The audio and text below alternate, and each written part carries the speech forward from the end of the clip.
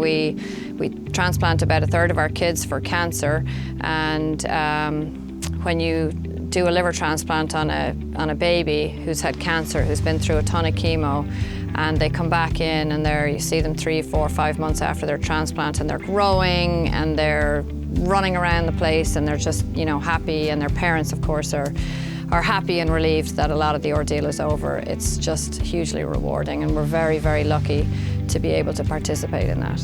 It's just very important for patients to know that we are on the forefront of everything, and there's multiple clinical trials that are going on all the time in all areas of cancer.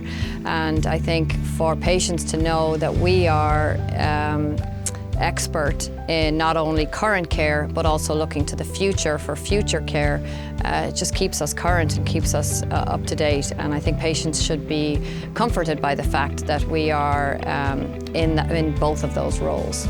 So there's so many people who are involved in the care of the patient, and that's just for liver directed. That's not even thinking about the expanse of genetics, of incredible oncology that is in every specialty of cancer that we have.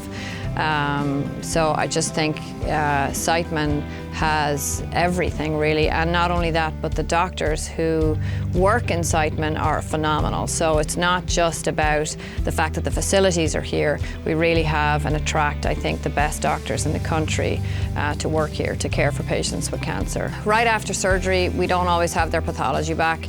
When we see them in clinic, we come in, we talk to them about their pathology, so the specimen that we've removed, and to be able to tell them the cancer's all gone, you know, the chemotherapy worked, it had a response, you know, there's like 80% of the tumor was killed by the chemotherapy, those kind of things, and you see their face and the relief in their face and their loved ones, spouses, kids, whatever, whoever's there, that's hugely satisfying for me.